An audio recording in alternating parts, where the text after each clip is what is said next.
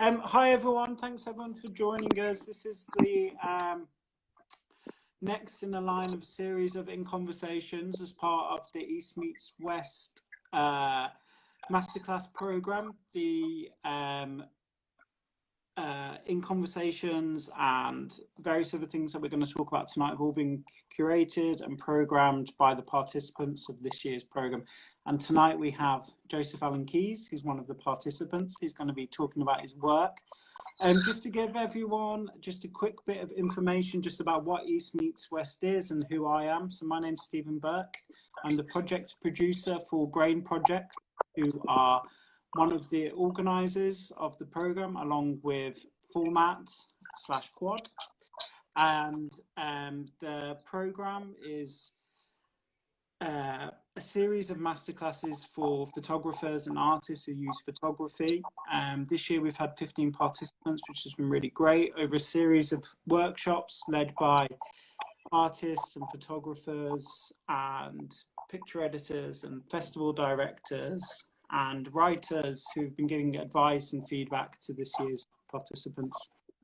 And just to quickly just to add on to all that, just thanks to the supporters and sponsors of the programme. So that's Arts Council England, Birmingham City University, Derby University, New Art Gallery Warsaw, and of course, as I said, it's programmed by Grain Projects at Format/Quad.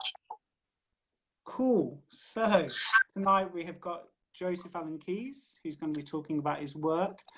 I'm just going to quickly just do a quick introduction to Joe, and then we can kind of get on, and I can pass on Joe to everyone. So Joseph is a commercial photographer from Birmingham. His personal work often forms a passive social documentary of the Midlands. However, in his new work, Joseph creates a catharsis from his experience of travelling for a career, reflecting on isolation and mental well-being. And we're going to talk about Joe's new work as part of this conversation. But just to kind of kick things off, hi Joe, thanks for joining us. Thanks for being part of the programme. Kind of give everyone a kind of brief overview to who you are, your kind of journey within photography, how you are where you are, and your kind of various interests, and then we'll take the conversation as, we'll see where it leads us. Yeah, cool. Well, first of all, congratulations for reading my statement. I don't realise how wordy it is until someone has to read it out. not all easy words in there. Creates and catharsis and all these alliterations and things. Anyway.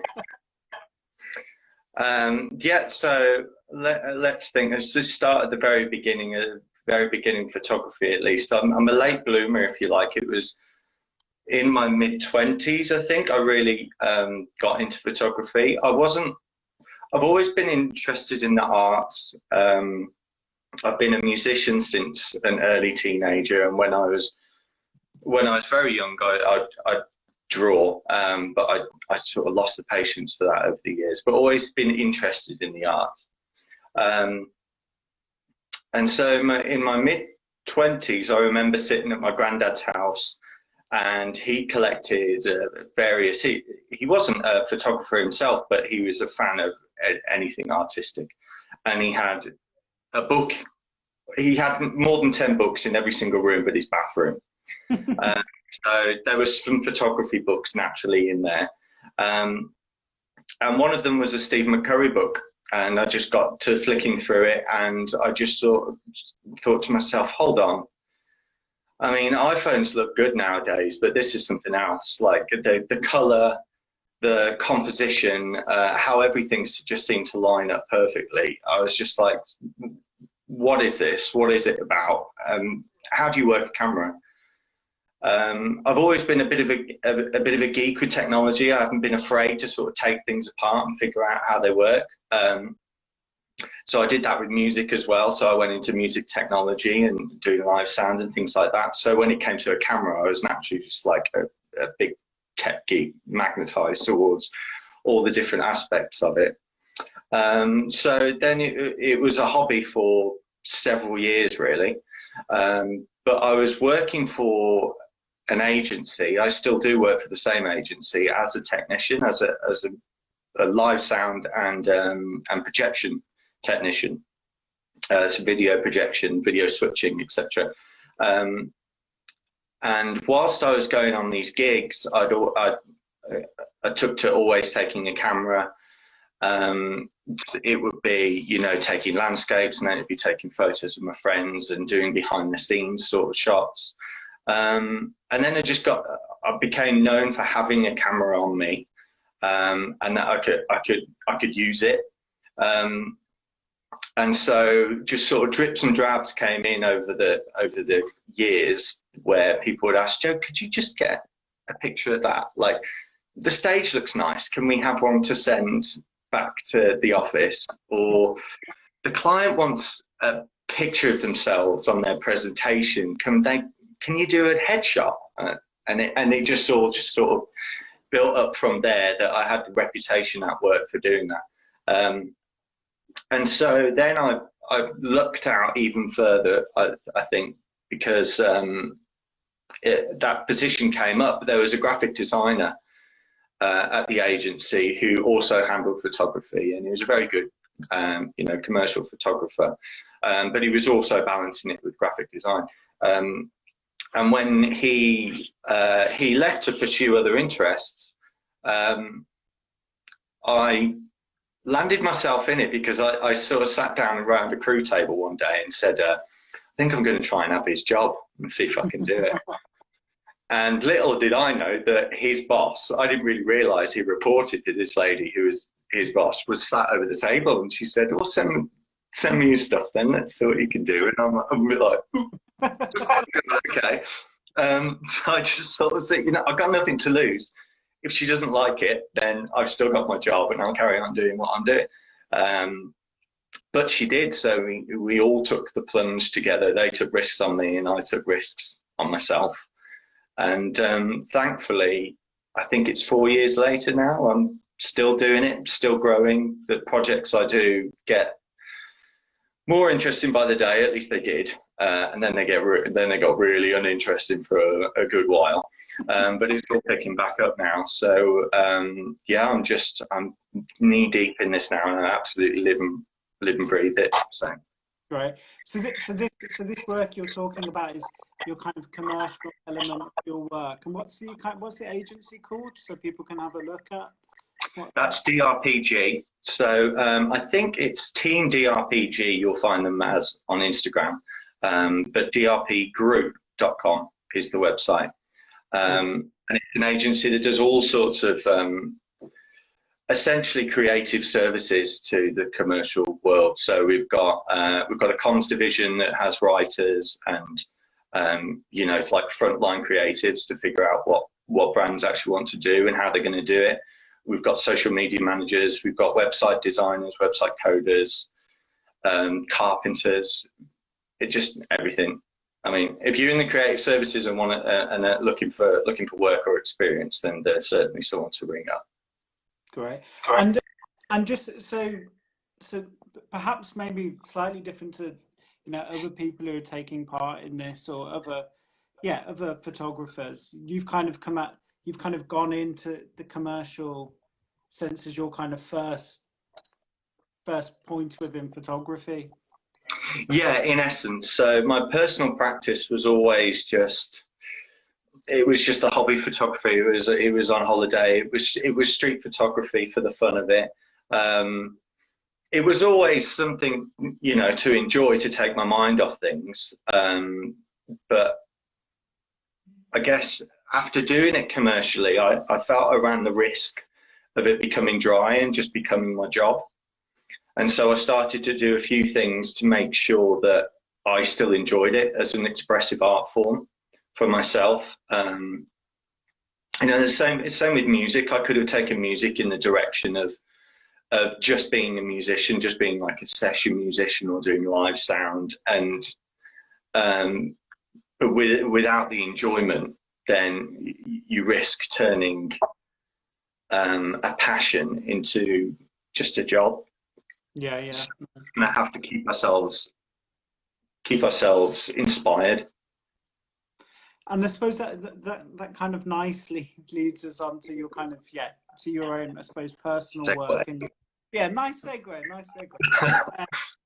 Your personal work and the stuff you kind of have been doing and the stuff you've been developing as part of the masterclasses. I mean, perhaps before we come on to the Dark Corners project, which has kind of been what you've been working on over the past couple of months, I wonder if you want to just first off, because the stuff that you submitted when you first kind of got in touch, so my camera's just falling over slightly, is from a series which I really love, and the title, which again is a slight mouthful as well, is an odd I can't even say the word. I don't think I pronounce it right, actually. Even when I say it, I don't pronounce it right. I say choreography, I think, but it's choreography. Yeah. An odd choreography of strangers. There we go. Thank you very much for saving my blushes there. But yeah, I don't know if you have any of those images with you, or if you want to talk about, because this feels like perhaps, I don't know, this is your natural photography that you've been doing over a number of years. And I don't know if you want to kind of talk through your process, about how you make these work. And there's some really interesting images, and there's some really interesting kind of the way you kind of structure the images with people within it. But yeah, I'll stop talking and I'll let you describe them. Sure. So I've got it up on my website here, so you balance it on my laptop. So if I flip the camera, that should be a decent view there. So this project, it's got this strange wordy name because I actually, so I'll flip through as I go. I actually met a poet who anyone might meet, actually, if you go to like festivals and town fairs and things like that. They're like it's a little poet, I think it's called the Poet Takeaway or something like that, and they set up like a burger van. And you can go and have a little 2-minute chat to a poet, and you go away and come back, and they've cooked you a poem that's about whatever you've had a conversation with them about. So it could be anything. You could talk to them about your dog. You could talk to them about a holiday, and they'll write you a poem off the cuff. So I actually did a job where these poets were in situ, and I was photographing them and things, and got a chance to just sort of sit down and have a coffee with them at one point. And the one lad said, "Yeah, I'll do a poem for you," because he was asking about photography, just like and the different aspects of it. And the poem he actually turned out was quite moving, but it had this line, "an odd choreography of strangers," because I was sort of explaining to him this sort of street scene, how I just sort of, I love to find people coincidentally in exactly the right place, how they're sort of separated, and how we compose a shot as a photographer. We sort of look for those people falling ideally, as a painter would ideally choose to place them. Street photography in particular, or documentary, and any sort of candid photography just sort of searches to find these ideals of composition within completely haphazard moments. So I don't have the poem to hand, actually. It's somewhere tucked away in a drawer, so that one's caught me off guard. But so I was describing things within, the influence we have from the masters, Magnum masters, and images from harrowing images from Vietnam and things like that. That for some reason, despite their brilliant moments, their composition is actually, a romanticized composition of terrible things.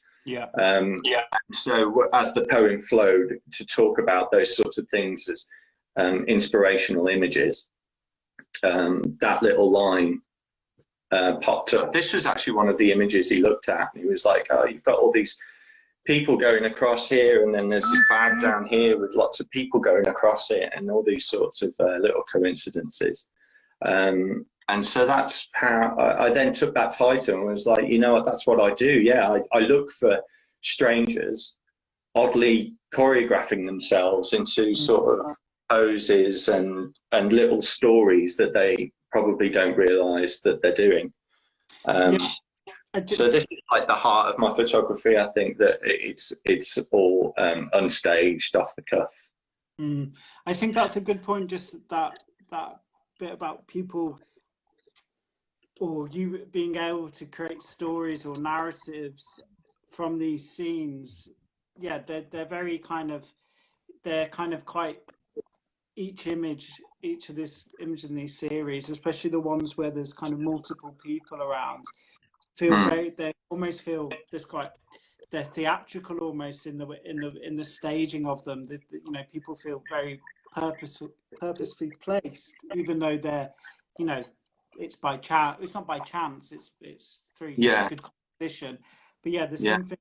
I think there's, you know, the scene of the families at the golf, the miniature golf, and the golf. Yeah, I think is a great image. And there's again at the beach, and I think there's a young girl who's got a kind of head in her lap. I think but yeah, I really recommend people going onto Joe's website to kind of see these images larger, and yeah, just so full of kind of narrative and story and kind of, you know, emotion that we can all kind of relate to being like an upset child. Yeah, I think you really capture it really well. Yeah. Oh, thank you. It's not something I've particularly published in any other way than being on the website, this series. I just see it as such an ongoing, you know, life's work that I'll always have an eye out wherever I might be with a little camera, or on my phone or whatever camera that's on me. Definitely. And that's what this kind of work is all about, isn't it? It's that ongoing, it's always being kind of, having your camera there and that kind of like very traditional, you know, view of the photographer. Yeah. And that's my roots, I suppose, in how I developed the commissions. I was initially doing the most was event coverage. So it's conferences and networking and things like that. And I felt that love of street photography really informed that, doing that work, turning that into profession. It's just looking for a moment, just trying to find a smile, not being shy of using a camera in front of people. So that's how things are, whilst those images come out very, very different, their moods are very different. You know, that's how things inform each other. No, definitely. You know, you can see it, and yeah, I think it's really great when people's kind of, you know, commercial practice and kind of art practice or documentary practice kind of is all informing each other. And I know you do weddings and, you know, things like that. And definitely weddings is all about kind of the candid moment and getting that real spirit of, you know, of an occasion, and not it just being those kind of like stuffy kind of pictures. Yeah, I mean, I love doing weddings for that same reason. I mean, if you look at everyone playing mini golf on that image, if they were in suits and ties and dresses, that would just be a wedding, wouldn't it? It's just like kids dancing around, everyone trying to avoid the rain, just still trying to be good. Everyone queuing up for a burger band in the back, like. No, definitely, yeah. No, it's a really well constructed image. Should we move on to kind of the work that you've been developing as part of the Masterclass program? Yes. The title is Dark Corners. If you want to kind of introduce everyone to it, and what your kind of thought processes behind making the work, and your process, which is really interesting, and also again a response to your kind of commercial practice and kind of commercial photography world. Yeah, I'll stop blabbering and pass on. No worries. I'll just organise some prints here, I suppose. no problem. Yeah, again, but this is sort of an about turn for me, really, because I was always interested in get these candid people moments and fleeting moments that I felt sort of in the moment you feel a bit of a skill when you can snag something like that, whereas these images definitely completely slow down. So whilst they might be related stylistically, if you link them through inspirations like Saul Leiter or Eggleston or Shaw, then yeah, we sort of link this street photography with a study of light, if you like. But, so the background to Dark Corners is that it's essentially that last year, and all these images were pretty much taken since last year, or mainly last year or since last year. I was really busy with work. I was doing a lot of traveling around, and to the young me, that was great. That's fun. It can miss family, miss my once girlfriend, now wife.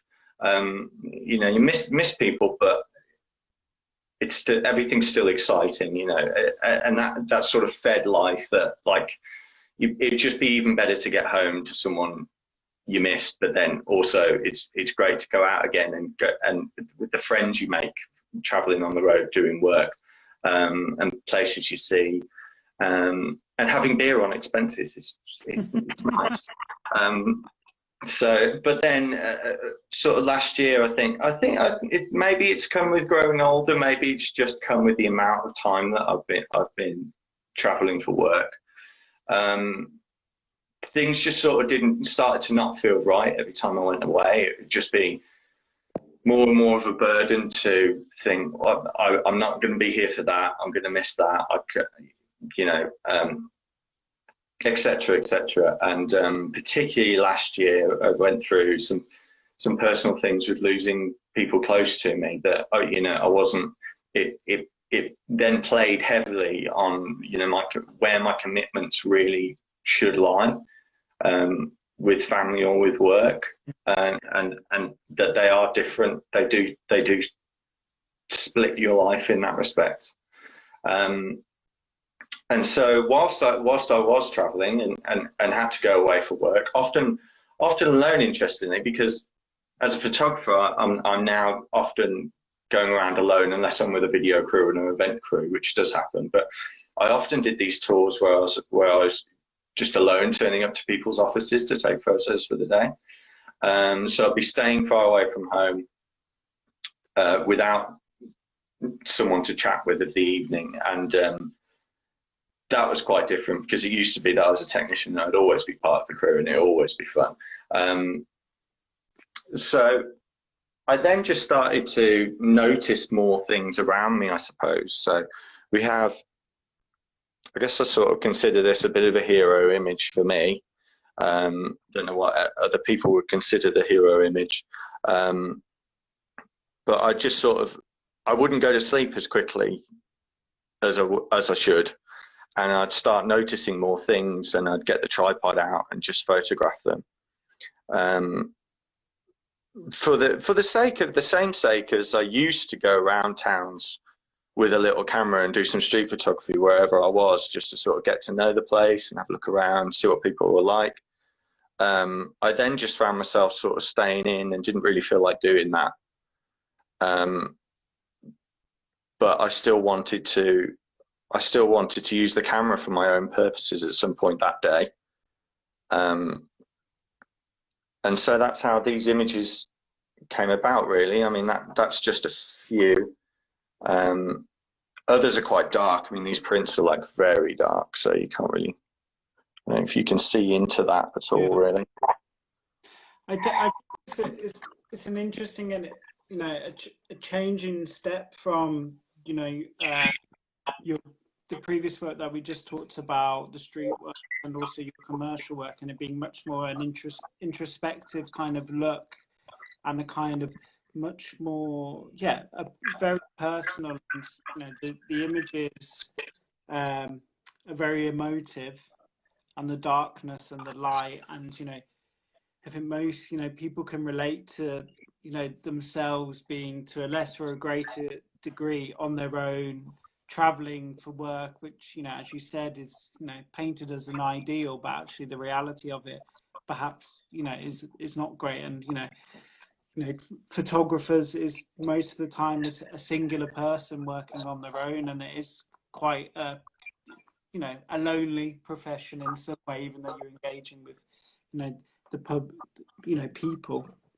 But yeah, I think it's a really nice study, and as I said, they're very emotive images that I think they're really working as kind of telling this story of isolation, which we've been going through as well as a world at the moment.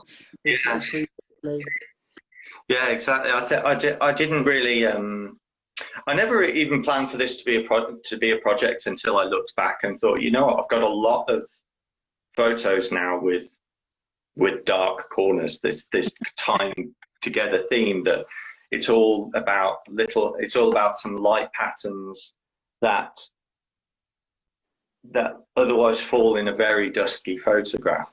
And again, it is such an about turn on my commercial work, because I'm quite known for having very bright images, like very fine-tuned on the white balance, so they can be really bright, airy, and as you'd expect, like modern wedding pictures to be. I delivered that commercially as well. They're very colourful and very bright. And while some of these are very colourful, they're also sort of monochromatic in their colour. Like that's essentially a monochrome photo in orange. And so again, I guess it was a reaction to do something completely the opposite, to just sort of level myself, I suppose. Yeah, 100%. You just saying that just made me think, I wonder what it would look like to put these images next to the images that you were going out to be paid to take. And these events or whatever they were, and everyone's happy, smiling, and perhaps you as a photographer perhaps not feeling that. And that kind of friction between how we all have to perform in a sense at work or in life, and then personally we might be dealing with some other issues. Yeah, it's funny as you said that, as I tried to imagine it, I think I could hear it. As you go to a networking event, it's all hubbub in a tall room with people chatting, clinking glasses and things like that, and then this image is completely silent. Deathly silent. So it would be an interesting contrast to make. I'd have to make a careful one. I also want to stress that I don't dislike the job, but no, of course. That's also part of the sort of process, I suppose. I don't dislike doing this, but when it's all over and you sit in a room alone, you just sort of wonder, what have I done with my day? It's just sort of flown by. My feet are tired. No, great. I suppose we've got a couple of questions here that I might just read out just while we're just talking about this work. So this is from Nicola. Do you stage any of the photos now at home, now you're not working away as much? Well, as far as lockdown has gone, I haven't really done much of this sort of photography. That's because I felt at home, and I haven't really been in that headspace. Although I have photographed early in lockdown, it was gorgeous sunshine, and then I really actually noticed how nice my house has light in certain parts of the day. I'd never see light in my house at funny times, like 8:30, because on weekends I don't get up at 8:30, and on weekdays I've left by 8:30. So I don't see my house at that time. I walk into my dining room and say, my blinds they look great right now. So I've done those sorts of things, but as far as this, series of images. There are some at home, so this one is actually at home. But I remember taking this, getting back from a job when my wife was out on a girly night out. So I kind of got back from a job and landed at home and was like, I'm still on my own. This is, you know, I won't see someone when I walk through the front door. So it was somewhat reactionary in that way. But there's something about the psychological space, I suppose, that you're in when you're, you know, returning to, yeah, as you said, your empty home or an empty hotel room, that you a feeling that you managed to get across in the images. I hope so, yeah, and I think that's why, although I do feel I could build on the work in like a conscious way. Yeah. Like I knew sometimes I go into a hotel room and I think to myself, what's it going to look like? Whereas, you know, what interesting light might happen. Like this one, it's the second night I stayed in the hotel. The first night I went to bed and thought, nah, this room's boring. Sorry if you can hear my phone, by the way. And then the second night I turned the lights off after plugging my phone like over by the bed. So I wouldn't have seen this if I just turned my like bedside lamp off. So that's at the foot of the bed. Of a sudden that pattern is cast just by the fall of the window nets. So yeah, I did walk in there with like an actual mindset of thinking like, what am I going to see? Let's see if this room's interesting. There are plenty of rooms I've sort of passed up and was like, nah, you're boring. You're a really boring hotel room. And then others I've just thought of had something really glaring. Like that was like, that's not even such a long shutter. That would keep you up. That would keep you awake at night, especially if you're in that bed and it's falling on your pillow. That was glaring through the window. So I do think that they do rely on the headspace, though. I think it was Nicola Morley actually said during the East Meets West, one of the sessions, she's another participant who'll be coming up in well, I don't know, you might know the schedule better than me, but I think in a couple of weeks, next week. Yeah, next week. She did say, you know, you can tell that you felt something when you took the image. Yeah. And that's not to get so spiritual and ethereal about it, but you can tell that you meant it, whether it's in the care you took in composing the image or what. But yeah, I don't feel I could make these images or anything close to them without feeling a certain way.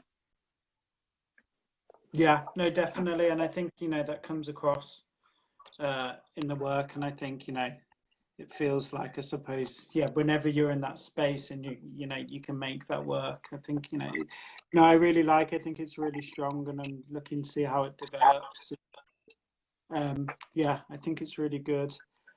Do you just moving on slightly, because, you know, Joe does lots of things within photography.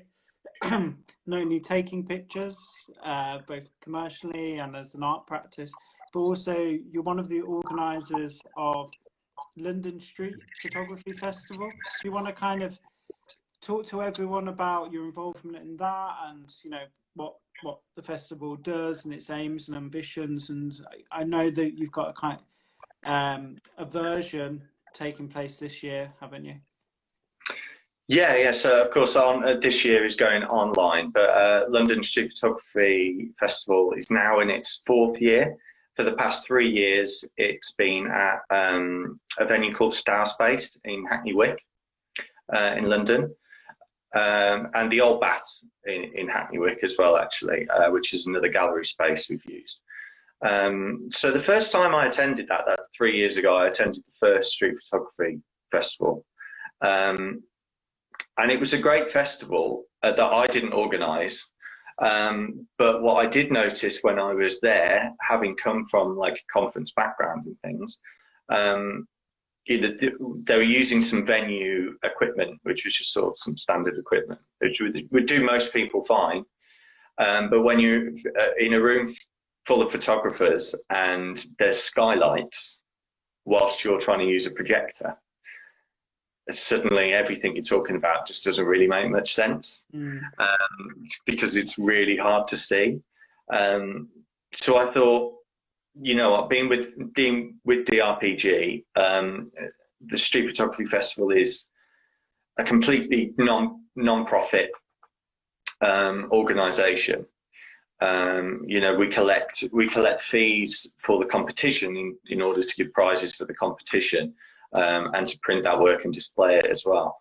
I thought this can be a CSR, because what it was essentially made originally for, the idea came from a friend of mine, Simon Green, who's since stepped away from it, but his original idea is street photography should be about it, absolutely everyone and anyone, like just as much as the images themselves are about anyone. Yeah. You know, street photography itself should be, and there's a bit of a trend, an unfortunate trend in street photography of late, particularly the internet age, if you like, that it's a privileged white hobby, to get yourself a Leica and take pictures of Indians. It just sort of, it comes with these funny connotations, when really it should be absolutely universal and access to everyone. You know, use your phone, use your old Canon PowerShot, whatever it would be. It's just about enjoying the world around you, really.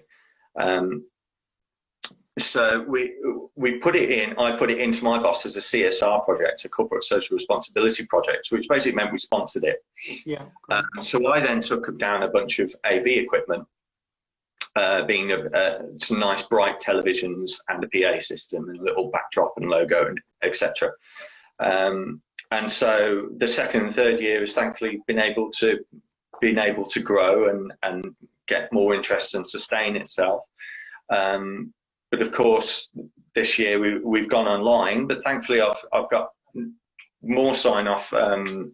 Just yesterday, I think it was, I confirmed it with the team today, that we'll be able to do like a broadcast sponsorship, because DRPG, in this downturn of live events not being able to happen, we've thankfully had the equipment to, because we've got a video team and everything as well, we've thankfully had the power to just go virtual and do virtual broadcasts. And we basically, our head offices have turned from event space and film studio into television studios. So we're going to be doing it from there. Not much information I can say other than that, but we're going to host it there. So hopefully there'll be someone sat on a sofa with a TV next to them, and we'll be cutting between different people, and it'll be just like this morning with street photography. But this year, I'm happy to say that we'll be welcoming Joel Marowitz to the festival. So yeah, he's sort of our keynote speaker, if you like. Last year we had Jeff Mermelstein, who's like this guy in street photography. I mean, they're all nice guys, but Jeff Mermelstein was great. And the year before that, we had Chris Steele Perkins, another Magnum photographer, very old school Magnum photographer, lovely guy. And yeah, we've had some great speakers over the years. I mean, there's plenty of other street photographers I could rattle off, but it's great. It's a good list. So. And where can people find out more information about that? How can they kind of tune in or take part or submit? So the tuning in hopefully will be via the website. We're yet to confirm that, but obviously everything will be out through the website and the social channels. The website is lspf.co.uk. Or obviously if you Google London Street Photography Festival, you should get to it. But if the direct one is lspf.co.uk. And yeah, tuning in again will be free access for all. So we'll hopefully break some record numbers, because they don't have to worry about traveling into London. So yeah, great. And I think that's so important about kind of you know, making photography open and equal and fair, and creating opportunities for, you know, for anyone to take part or to be an audience member, or, you know, just to be part of it and to contribute their work as well. I think that's, you know, a really important thing, and, you know, something that, you know, we all support.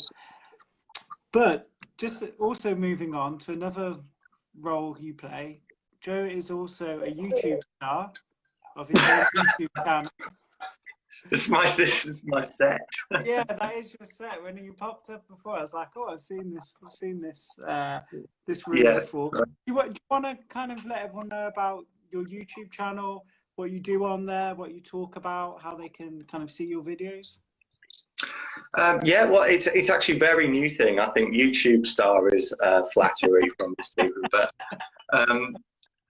it's a very new thing, and it's my reaction to the state of photography on YouTube. There's some great channels out there for information. I think that most of the photography things I started gravitating to were more arts channels than they were photography channels, and photography channels would be gear reviews for the most part, and you know, shoots with models and things like that, or some on location things that would generally be just about some landscapes and things like that. And there's some great channels with good content like that if that's what you need. But I just sort of, I guess I saw a hole in the information of what it really takes to make a career out of photography commercially. I think, unfortunately, like, I didn't go to university for photography. Obviously, I came to it quite late, but it also seems that maybe even at a university level, there's a certain trend towards art photography, art practice, and that art practice can lead you to shoot for Vogue, which is brilliant, and that might have happened a lot more back in the day, and that can still happen. You know, representation with Wyatt Clark Jones can still happen, but I think people sort of forget the day-to-day, that you can shoot weddings, you can shoot events, you can shoot corporate headshots, you can do all this sort of stuff if you know how to use a camera. The world can be your oyster if you can apply yourself in that way. Of course, you don't have to apply yourself in that way. I know, as I say on one of my videos, you know, I know some amazing amateur photographers that are very happy being amateur photographers, and I think they should stay amateur photographers because they produce the work they need to produce.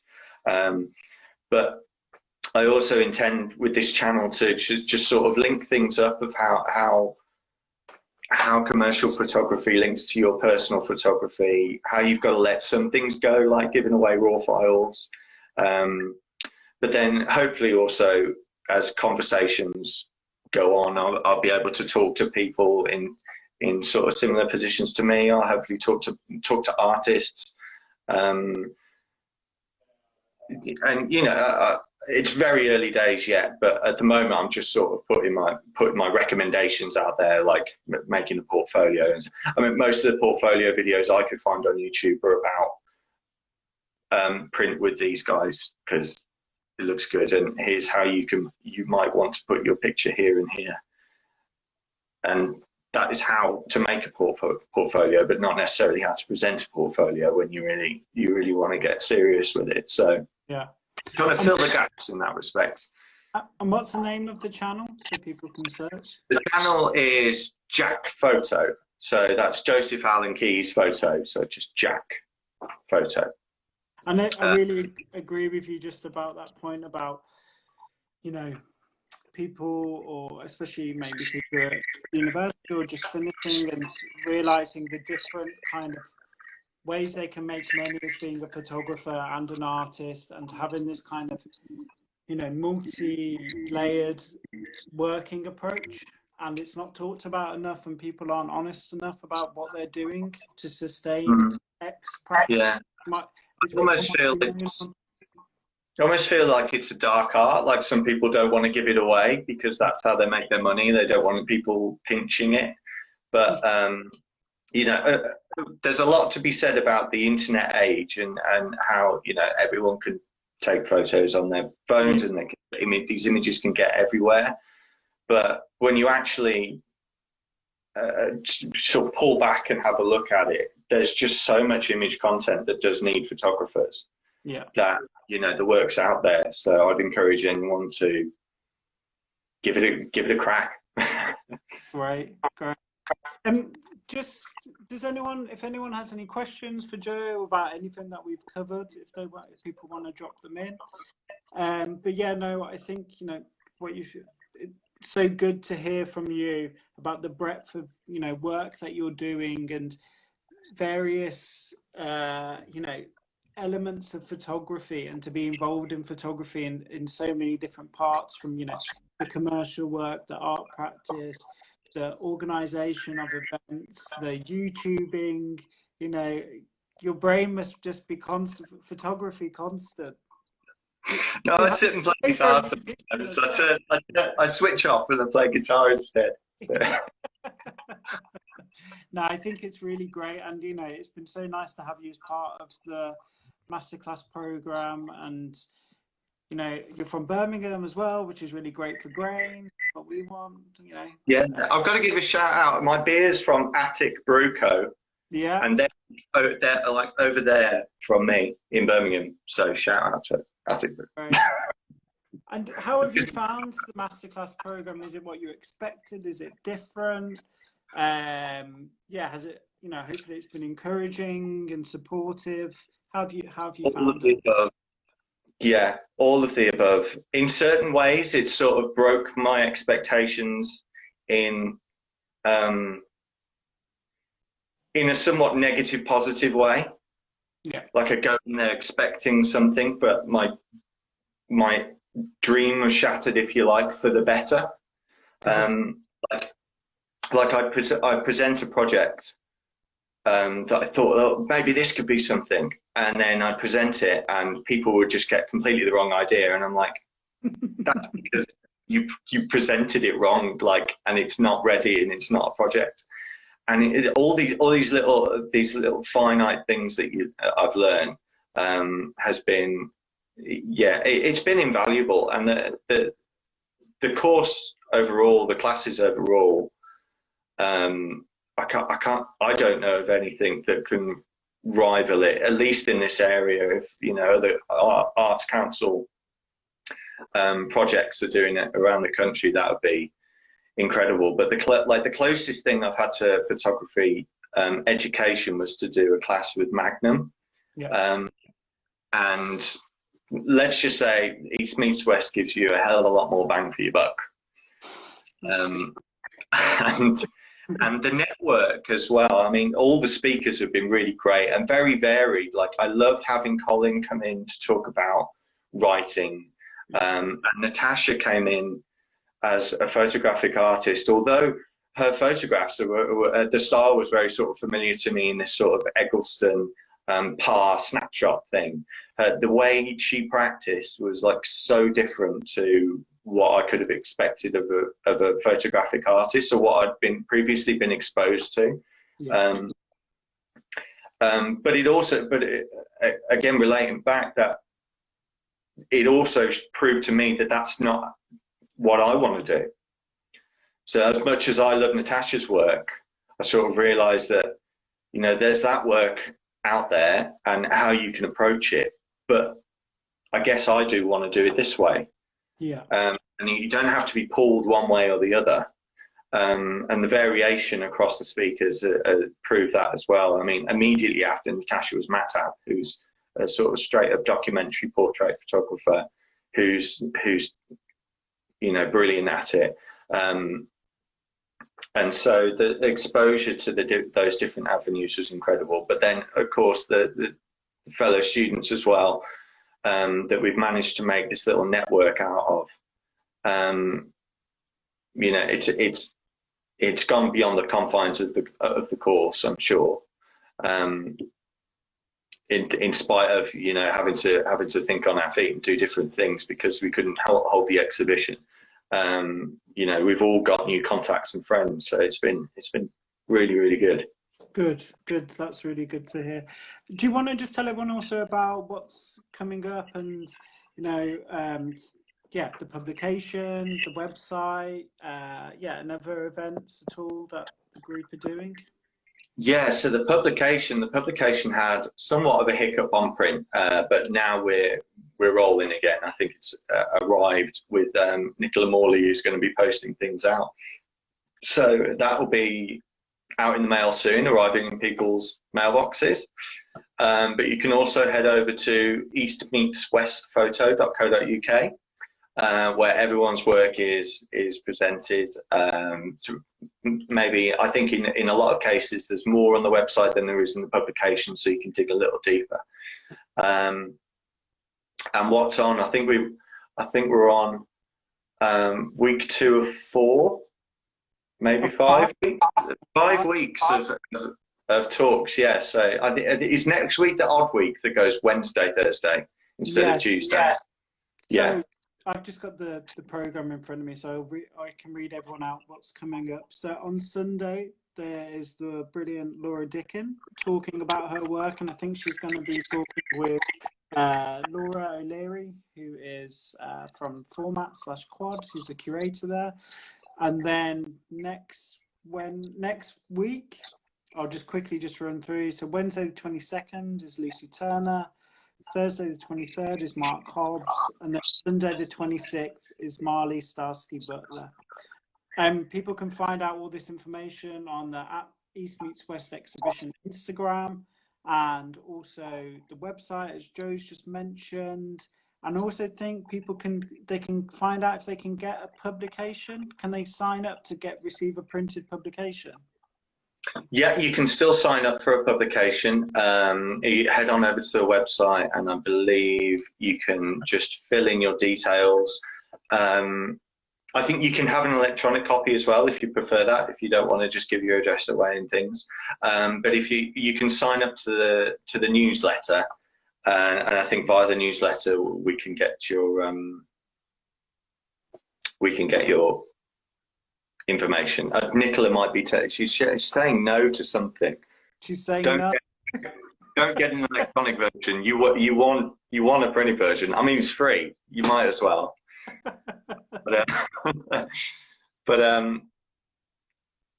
yeah, I don't know if Nicola was saying. Just email us by the website and you can ask one. Yeah, Jackie says. Yeah, you can ask one.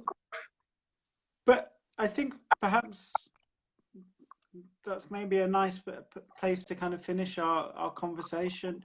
Thank you so much, Joe, for sharing more of your practice. Thank you.